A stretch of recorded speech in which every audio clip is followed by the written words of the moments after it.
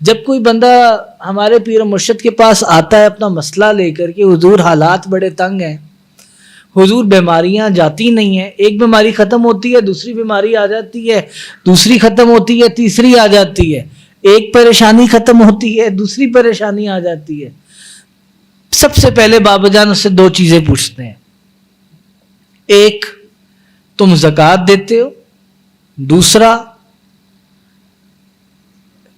کوئی سود کا لین دین تو نہیں ہے؟ تو سب سے پہلے بابا جان اس کو یہی فرماتے ہیں قرآن حدیث کی روشنی میں کہ بیٹا اپنی پچھلی ساری زکوٰۃ کاؤنٹ کر لو جتنی بھی ہے، اور پہلے اپنی زکوٰۃ دو۔ اور ہم نے اپنی زندگی کے اندر ایسے بڑے واقعات دیکھے ہیں۔ ایک صاحب تھے بہت ہی اعلیٰ تعلیم یافتہ، باہر سے پڑھ کے آئے ہوئے، مگر یہ تھا کہ کہتے تھے کہ میں کماتا بہت ہوں مگر میرے پاس پیسے ٹھہرتے نہیں ہیں، مجھے پتہ نہیں چلتا پیسے جاتے کدھر ہیں۔ یہ ہر گھر کا مسئلہ ہے نا، ہم لوگ کہتے ہیں ہمیں پتہ نہیں چلتا یہ پیسے جاتے کدھر ہیں۔ تو انہوں نے بابا جان سے عرض کی جی مجھے نا یہ سمجھ نہیں آتی، میں بہت کماتا ہوں، میں کروڑوں روپیہ کماتا ہوں مہینے سال کا، سمجھ نہیں آتی وہ سب جاتے کدھر ہیں۔ بابا جان نے جب اس کا سارا دیکھا، بابا جان نے فرمایا بیٹا آپ زکوٰۃ دیتے ہیں؟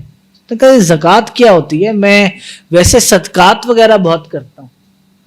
تو یہاں پہلے تو ایک مسئلہ اور بھی سمجھیے، آپ بے شک ہزاروں صدقے کرتے جائیں مگر صدقے کرنا، فطرانے دینا، وہ سب نفلی عبادات ہیں، فرض اپنی جگہ کے اوپر موجود ہے۔ آپ یہ کہہ دیں کہ جی میں 5 وقت کی نماز فرض نہیں پڑھتا مگر میں دن کی 20 نفل نمازیں ضرور پڑھتا ہوں، پہلے فرض کا حکم ہے۔ تو بابا جان نے ان سے کہا کہ جی آپ زکوٰۃ سب سے پہلے نا اپنی دیں۔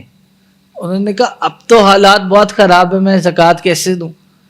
بابا جان نے کہا اچھا آپ کی کیا پراپرٹی کا کیا حساب ہے؟ انہوں نے کہا جی یہ ایک میرا گھر ہے اور یہ میری گاڑی ہے، میرے پاس 2 کروڑ روپے کی گاڑی ہے۔ بابا جان نے فرمایا کہ اگر تو میرا مشورہ آپ نے لینا ہے تو یہ 2 کروڑ کی گاڑی بیچ دیں، آپ کوئی 25-30 لاکھ کی گاڑی لے لیں، یہ سارا پیسہ اپنی پچھلی جو پیچھے سارے سال تھے ان کی زکوٰۃ کا اندازہ لگا کر سب پیسہ جو ہے زکوٰۃ کی مد میں آپ نکال دیجئے۔ انہوں نے یہ کیا اور اس کے بعد جب انہوں نے اپنی ساری پچھلی زکوٰۃ نکالی وہ پھر بابا جان کے پاس آئے۔ انہوں نے کہا زندگی بدل گئی ہے، سمجھ نہیں آتا تھا کہ پیسے جا کدھر رہے ہیں، اب یہ نہیں سمجھ آتی کہ پیسے خرچ کدھر کروں، اتنے اللہ تبارک و تعالیٰ عطا فرما رہے ہیں۔ تو بات یہ کہ قرآن اور حدیث کا حکم واضح ہے، اللہ تبارک و تعالیٰ نے قرآن پاک کے اندر بھی واضح طور پر حکم فرما دیا ہے ہمیں زکوٰۃ دینی ہے، بات ختم، نو ifs and buts، بات کرنا بنتا ہی نہیں ہے۔ قارون نے آگے جواب دیا تھا، پھر اس کا حال دیکھیے کیا ہوا تھا۔ اللہ تبارک و تعالیٰ نے اس کو اس کے تمام خزانوں کے ساتھ زمین میں دسا دیا۔ اللہ تبارک و تعالیٰ کا فضل ہے، آپ میں سے کوئی یہ دعویٰ نہیں کر سکتا کہ اگر آپ کے پاس دولت ہے تو یہ آپ کی اپنی محنت کی دولت ہے، یہ سب اللہ تبارک و تعالیٰ کا فضل ہے۔